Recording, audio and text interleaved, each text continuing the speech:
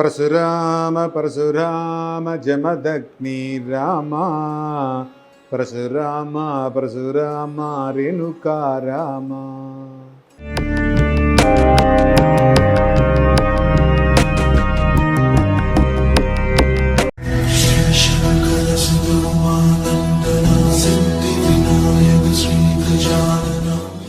எல்லாம் வல்ல மூகாம்பிகையினுடைய அருளோடு இன்றைய சிந்தனைகள். இந்த சிவராத்திரி முடிந்தவுடனே அங்காள பரமேஸ்வரி அம்மன் மயான கொள்ளை அப்படிங்கிறது மிக விமரிசையாக இந்த அங்காள பரமேஸ்வரி ஆலயங்களில் நடைபெறுகிறது. இந்த அங்காள பரமேஸ்வரி அப்படிங்கிறது மீனவ சமுதாயத்தினரால் பூஜை செய்யப்படுகின்ற ஆலயம். ஏன்னா இந்த மீனவ சமுதாயத்தினுடைய வம்சாவழியில் இருந்தவர்கள்தான் இந்த அங்காள பரமேஸ்வரியை வழிபாடு செய்தார்கள். அப்படிங்கிறதுனால கும்பாபிஷேகம் பார்த்தீங்கன்னா சிவாச்சாரியார்கள் பண்ணி கொடுப்பாங்க. ஆனால் நித்தியபடி பூஜை அப்படிங்கிறது மீனவ சமுதாயம் தான் செய்து கொண்டிருக்கிறது.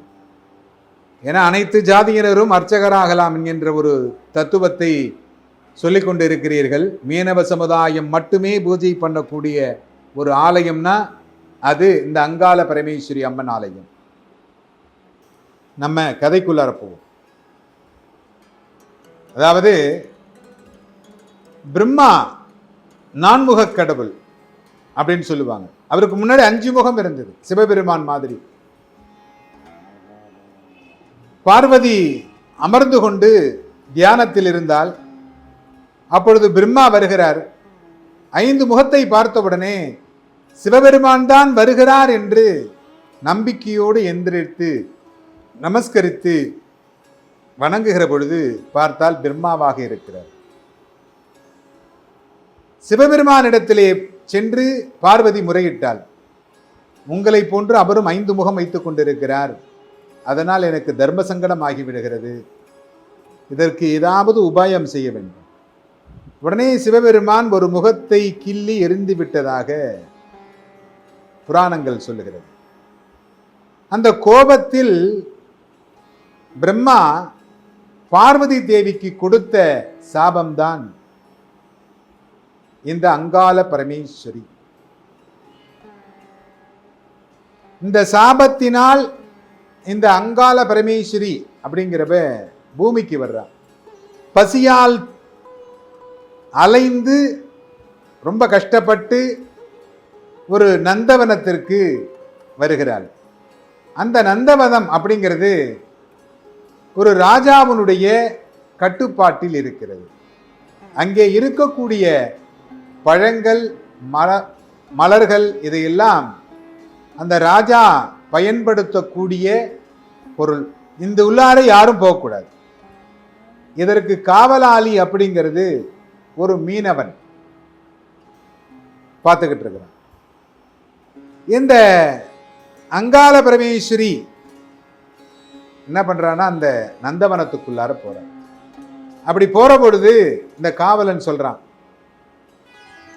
இல்ல நீங்க இங்க வரக்கூடாது, இந்த மாதிரி இது ராஜாவுக்கு தெரிஞ்சா ரொம்ப கஷ்டமாயிடும், நான் இங்கே தான் இருப்பேன், எனக்கு இந்த இடம் ரொம்ப பிடிச்சிருக்கு.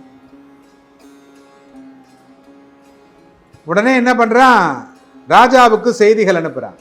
இந்த மாதிரி ஒரு அம்மா வந்து உட்காந்து,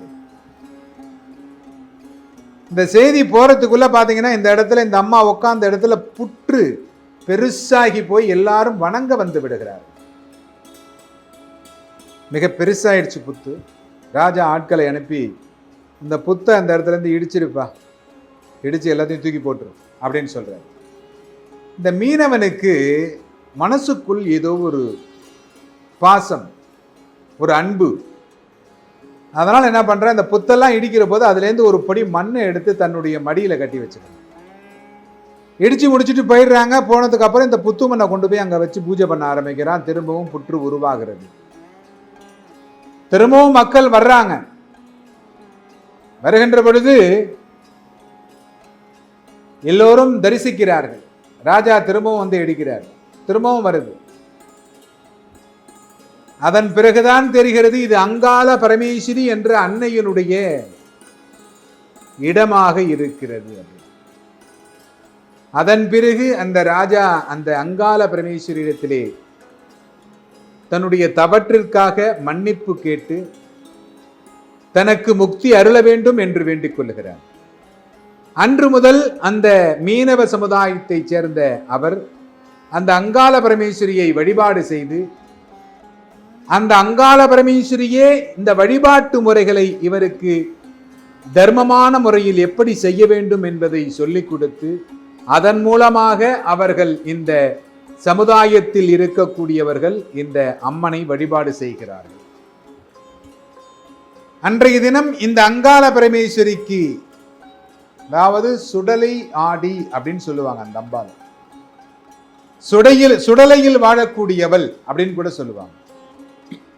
அன்றைய தினம் சுடலைக்கு சென்று அங்காள பரமேஸ்வரி அந்த சுடலையில் இருக்கும் சக்கரவள்ளி கிழங்கு அப்படிங்கிற அந்த கிழங்கை போட்டு மிதிச்சு அதை எல்லாருக்கும் பிரசாதமாக கொடுப்பாங்க. எவ்வளவு மருத்துவர்கள் வந்தாலும் தீர்க்க முடியாத சில பிரச்சனைகளை இந்த அங்காள பரமேஸ்வரி தீர்த்து வைக்கிறாள். இந்த சுடலையில் வரும் இந்த அங்காளி எல்லோருக்கும் அனுகிரகம் செய்கிறாள்.